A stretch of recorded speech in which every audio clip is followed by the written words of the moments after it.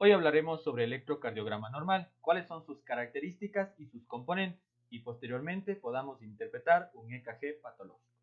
El electrocardiograma no es más que la interpretación gráfica de la actividad eléctrica del corazón, el cual va a estar representado por ondas, segmentos e intervalos, como por ejemplo la onda P, el complejo QRS y la onda T.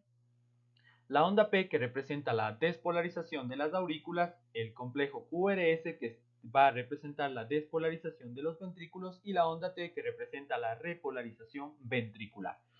Algo importante que debemos tener en cuenta es que tenemos una segunda onda T, denominada la onda T auricular. Esta onda T auricular, por su parte, representa la repolarización de las aurículas, pero esta no se observa en el electrocardiograma, ya que recordemos que la despolarización de las aurículas va a ocurrir entre 0.15 a 0.20 segundos después de la despolarización auricular, por lo tanto coincide con el complejo QRS y por eso no se observa en el electrocardiograma. Parámetros del papel y el registro del electrocardiograma. Como sabemos, el electrocardiograma se va a registrar en un papel que es milimetrado. Este papel milimetrado está formado por cuadros grandes y también por cuadros pequeños. Lo que nosotros vamos a registrar en este papel son dos parámetros, son el voltaje y el tiempo. El voltaje, que lo vamos a medir en el sentido o en el eje vertical, mientras que el tiempo lo vamos a medir en el sentido o en el eje horizontal. Haciendo referencia al voltaje, un cuadro pequeño equivale a 0.1 milivoltio, por lo tanto dos cuadros grandes van a equivaler a 1 milivoltio. En referencia al tiempo, un cuadro pequeño equivale a 0.04 milisegundos. Por lo tanto, un cuadro grande equivale a 0.20 segundos. En cuanto a la configuración estándar de un electrocardiograma, siempre va a estar a 25 milímetros por segundo y a 10 milímetros por milivoltio. ¿Qué vamos a observar en el electrocardiograma? Vamos a observar las ondas, los segmentos y los intervalos. La onda. ¿Qué es una onda o cómo se define una onda? La onda se define como cualquier deflexión, sea positiva o negativa, en el electrocardiograma.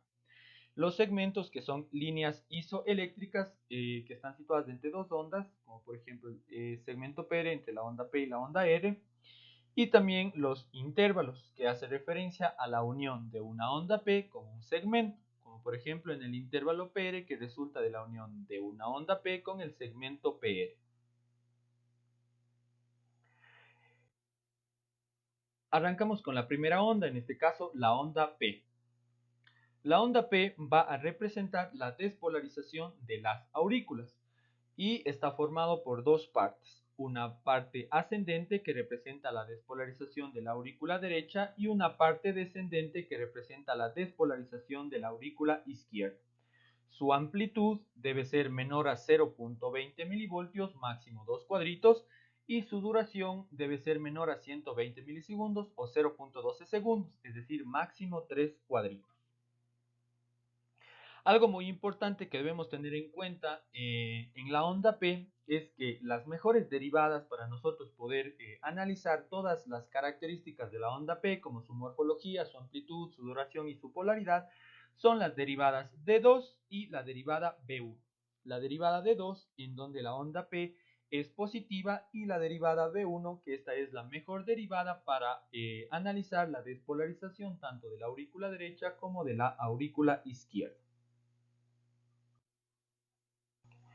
El segmento PR, que es el que observamos aquí, este va a representar la conducción del impulso eléctrico a través del nódulo auriculoventricular, el haz de His en su rama derecha, su rama izquierda, y las fibras de Purkinje. Además, este segmento PR es muy importante, ya que podemos diagnosticar algunas patologías, como por ejemplo una pericarditis, en donde nosotros vamos a observar un segmento PR negativo o un infra-PR. El intervalo PR, que en cambio resulta de la unión de una onda P con el segmento PR, este va a analizar la conducción del impulso a través de aurículas y ventrículos, es decir, la conducción AB. Su duración debe ser entre 120 a 200 milisegundos. Algo importante cuando nosotros analicemos el intervalo PR es que si la duración del intervalo PR es menor a 120 milisegundos, siempre vamos a pensar en un síndrome de preexcitación ventricular, como el síndrome de Wolff-Parkinson-White. Pero si la duración es mayor a 200 milisegundos, debemos pensar en un bloqueo AB de primer grado.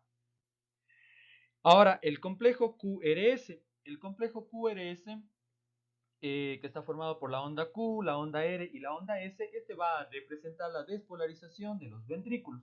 Su eje normal es entre menos 30 y más 90 grados. Su amplitud para el plano frontal debe ser de 5 milivoltios y para el plano horizontal de 8 milivoltios, mientras que su duración debe ser entre 100 a 120 milisegundos.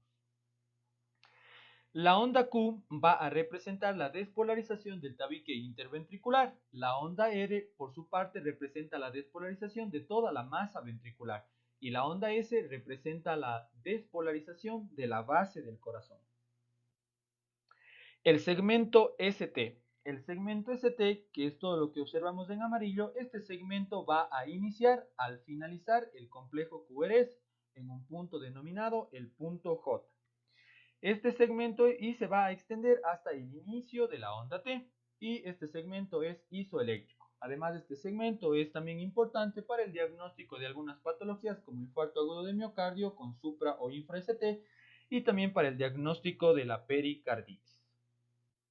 La onda T, por su parte, la onda T, que es todo lo que está en verde, esta onda va a representar la repolarización de los ventrículos. Su eje está entre 0 y más 90 grados. Ahora, algo importante que debemos tener también presente en la onda T es que la onda T nos indica isquemia, obviamente dependiendo del cuadro clínico del paciente. Y la onda T puede estar invertida desde la derivada B1 hasta la derivada B4. A estas ondas invertidas se les denomina las ondas T juveniles, que estas ondas T juveniles son normales en pacientes hasta los 45 años de edad. Ahora, ¿por qué la onda T es positiva? Bueno, la onda T es positiva debido a que la sístole va a provocar una hipoperfusión a nivel del endocardio y esta hipoperfusión a su vez va a retrasar la repolarización ventricular, haciendo que esta onda T sea positiva. Finalmente, el intervalo RR e intervalo QT. El intervalo RR, que es el intervalo que va a estar comprendido por dos complejos o entre dos complejos QRS, y este se va a medir desde una onda R hasta la siguiente onda R. Este es muy importante ya que con este intervalo nosotros vamos a calcular la frecuencia cardíaca en el electrocardiograma. El intervalo QT resulta de la formación del complejo QRS, el segmento ST y la onda T, y este va a representar todo el proceso eléctrico de los ventrículos. Su duración en hombres es de 0.44 segundos y en mujeres de 0.47 segundos. Es importante saber que es obligatorio medir el intervalo QT en todos los pacientes que se encuentren polimedicados, ya que algunos fármacos como la miodarona, el metoprolol, el verapamilo, el diltiazem, la claritromicina, entre otros, pueden alargar el intervalo QT. También el intervalo QT depende de la frecuencia cardíaca, por lo que la bradicardia alarga el QT, la taquicardia acorta el QT y otras patologías u otras alteraciones como la hipopotasemia, la hipocalcemia, la hipotermia alargan el intervalo QT.